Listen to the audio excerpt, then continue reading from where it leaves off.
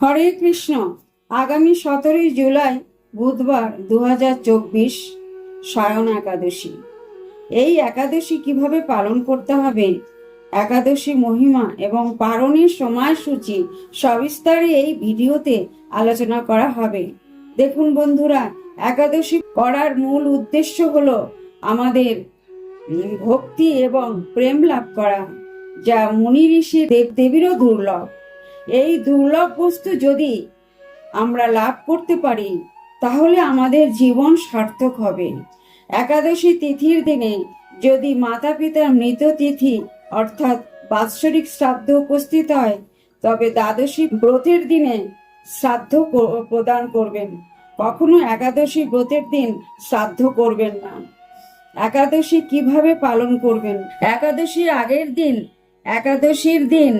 একাদশীর পরের দিন আমিষ আহার, দুধ ক্রিয়া, সমস্ত প্রকার নেশা, স্ত্রী পুরুষ সঙ্গ বর্জন করতে হবে। একাদশীর আগের দিন সন্ধ্যাবেলায় ভগবানের চরণে পুষ্প অর্পণ করে সংকল্প মন্ত্রটি উচ্চারণ করে ভগবানের কাছে সংকল্প করবেন এবং ওই দিন রাত্রিবেলায় নিরামিষ আহার করে দাঁত ব্রাশ করে 12টার মধ্যে শয়ন করবেন। একাদশীর দিন ব্রহ্ম মুহূর্তে শয্যা ত্যাগ করবেন। তারপর স্নান করে ধোয়া বস্ত্র পরিধান করে তুলসী পরিক্রমা করবেন। ভগবানকে আরতি করবেন। শ্রীমদ্ ভাগবত গীতা, শ্রীমদ্ ভাগবতম, চৈতন্য চরিতামৃত অধ্যয়ন করবেন। যারা নির্জলা ব্রত করতে পারবেন অতি উত্তম, যারা নির্জলা করতে পারবেন না তারা কলা, পেঁপে, কুমড়ো, আলু দিয়ে সবজি তৈরি করে অনুকল্প হিসাবে ভগবানকে ভোগ নিবেদন করে প্রসাদ গ্রহণ করতে পারবেন এবং সমস্ত ফল, দুধ, ছানা, বাদাম ভগবানকে ভোগ নিবেদন করে প্রসাদ পেতে পারেন।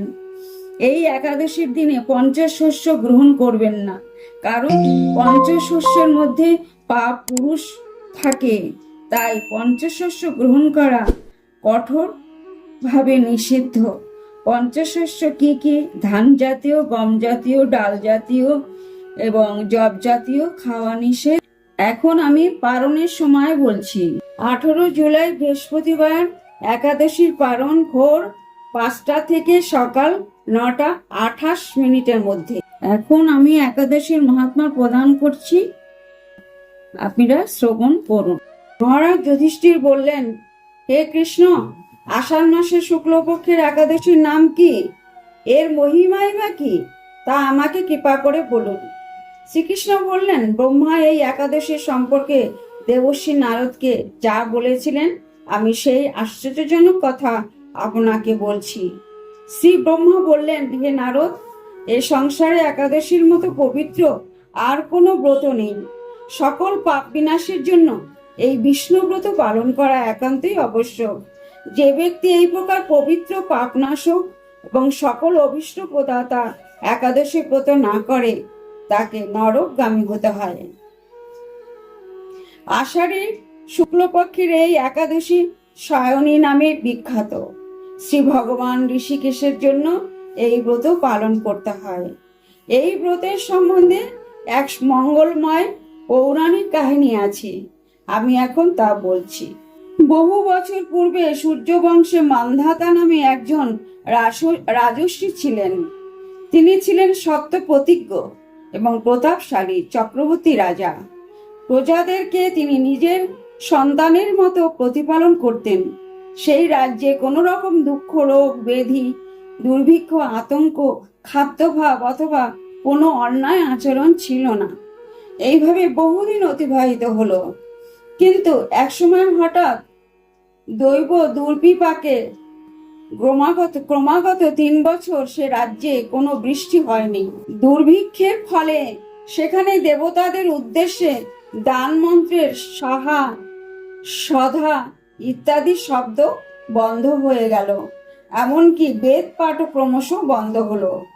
তখন প্রজারা রাজার কাছে এসে বলতে লাগলো, মহারাজ, দয়া করে আমাদের কথা শুনুন। শাস্ত্রে জলকে নার বলা হয়, আর সেই জলে ভগবানের অয়ন অর্থাৎ নিবাস, তাই ভগবানের এক নাম নারায়ণ। মেঘরূপে ভগবান বিষ্ণু সর্বত্র বাড়ি বর্ষণ করেন। সেই বৃষ্টি থেকে অন্ন এবং অন্ন খেয়ে প্রজাগণ জীবন ধারণ করেন। এখন সেই অন্নের অভাবে প্রজারা ক্ষয়প্রাপ্ত হচ্ছে। অতএব হে মহারাজ, আপনি এমন কোনো উপায় অবলম্বন করুন যাতে আপনার রাজ্যে শান্তি কল্যাণ সাধন হয়। রাজা মান্ধাতা বললেন, তোমরা ঠিকই বলেছ। অন্ন থেকে প্রজার উদ্ভব, অন্ন থেকেই প্রজার পালন। তাই অন্নের অভাবে প্রজারা বিনষ্ট হয়, আবার রাজার দোষও রাজ্য নষ্ট হয়। আমি নিজের বুদ্ধিতে আমার নিজের কোনো দোষ খুঁজে পাচ্ছি না, তবুও প্রজাদের কল্যাণের জন্য আমি আপ্রাণ চেষ্টা করব। তারপর রাজা ব্রহ্মাকে প্রণাম করে সৈন্য সহ বনে গমন করলেন। সেখানে প্রধান প্রধান ঋষিদের আশ্রমে ভ্রমণ করলেন। এভাবে একদিন তিনি ব্রহ্মার পুত্র মহা তেজস্বী অঙ্গিরা ঋষির সাক্ষাৎ লাভ করলেন। তাকে দর্শন মাত্রই রাজা মহানন্দে ঋষির চরণ বন্দনা করলেন। মুনিবর তাকে আশীর্বাদ ও কুশল প্রশ্ন জিজ্ঞাসা করলেন। রাজা তখন তার বনে আগমনের কারণ সবিস্তারে ঋষির কাছে জানালেন। ঋষি অঙ্গিরা কিছু সময় ধ্যানস্থ থাকার পর বলতে লাগলেন, হে রাজন, এটি সত্যযুগ। এ যুগে সকল লোক বেদ পরায়ণ এবং ব্রাহ্মণ ছাড়া অন্য কেউ তপস্যা করে না। এই নিয়ম থাকা সত্ত্বেও এক শূদ্র এই রাজ্যে তপস্যা করছে। তার এই অকার্যের জন্য রাজ্যের এই দুর্দশা। তাই তাকে হত্যা করলেই সকল দোষ দূর হবে। রাজা বললেন, হে মুনিবার, তপস্যাকারী নিরপরাধ ব্যক্তিকে আমি কিভাবে বধ করব? আমার পক্ষে সহজসাধ্য অন্য কোনো উপায় থাকলে আপনি তা দয়া করে আমাকে বলুন। তদুত্তরে মহর্ষি অঙ্গিরা বললেন, আপনি আষাঢ় মাসে শুক্লপক্ষের সায়নী নামে প্রসিদ্ধ একাদশী ব্রত পালন করুন। এই ব্রতের প্রভাবে নিশ্চয়ই রাজ্যে বৃষ্টি হবে। এই একাদশী সর্বসিদ্ধি দাত্রী এবং সর্ব উপদ্রব নাশকারিণী।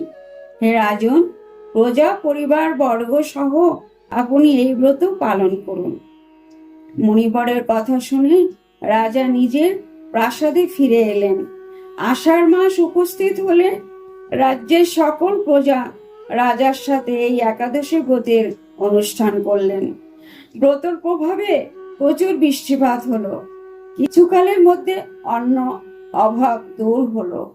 ভগবান ঋষিকেশের কৃপায় প্রজাগণ সুখী হলো। এই কারণে সুখ ও মুক্তি প্রদানকারী এই উত্তম ব্রত পালন করা সকলেরই অবশ্য কর্তব্য। ভবিষ্যত্তর পুরাণে যুধিষ্ঠির শ্রীকৃষ্ণ তথা নারদ ব্রহ্মা সংবাদ রূপে একাদশীর এই মহাত্মা বর্ণিত হয়েছে। হরে কৃষ্ণ। এখানে আমার বক্তব্য শেষ করছি।